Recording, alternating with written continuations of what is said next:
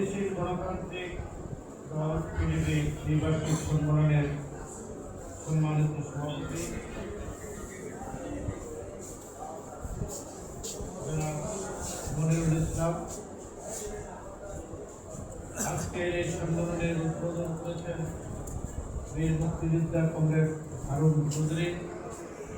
উপস্থিত সম্মেলনের প্রধান বক্তা জনাব তারেক রহমান, সাধারণ সম্পাদক আমজনতার দল, বিশেষ অতিথি কমরেড শামসুল আলম, বিশেষ অতিথি মোহাম্মদ ইসমাইল হোসেন সম্রাট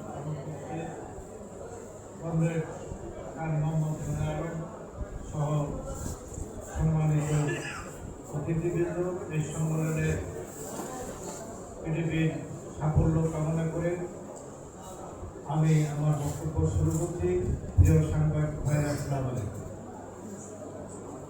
বাংলাদেশের দীর্ঘ 17 বছর আমরা একটা ফ্যাসিস্ট বিরোধী আন্দোলন করেছি। আমরা অনেকবার জেলে গিয়েছি, শত শত মামলা আসামি হয়েছি। আমাদের ঠিকানা ছিল হয় জেলখানা নাহলে কোর্টের বারিন্দা। বহুবার মৃত্যুর মুখের থেকে ফিরে এসেছি। আমি ব্যক্তিগতভাবেও 2022 সালের 17 সেপ্টেম্বর কুমিল্লার মনোহরগঞ্জে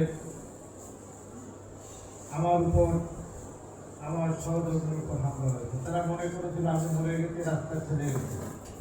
সেখান থেকে দেশে এসেছি, 1 মাস এভার কেয়ার হাসপাতালে ছিলাম।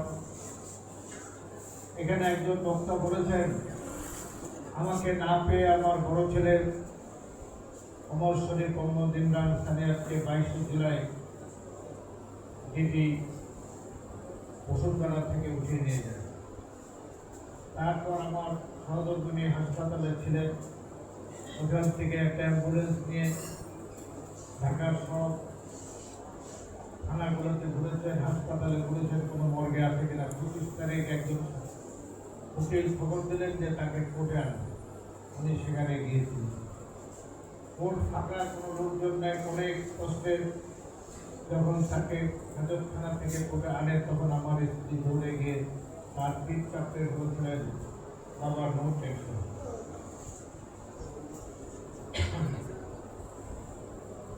তারপর হারুনের একটি বিবৃতি আপনারা দেখেছেন। জাহাঙ্গীর আমাদের এখনকার ঢাকার 18 থেকে এমপি, আর আমার ছেলে সামিয়ার নাম নিয়ে আরো প্রেস কনফারেন্স।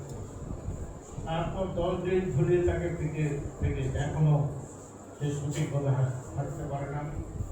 ঢাকায় ট্রিটমেন্ট করেছে।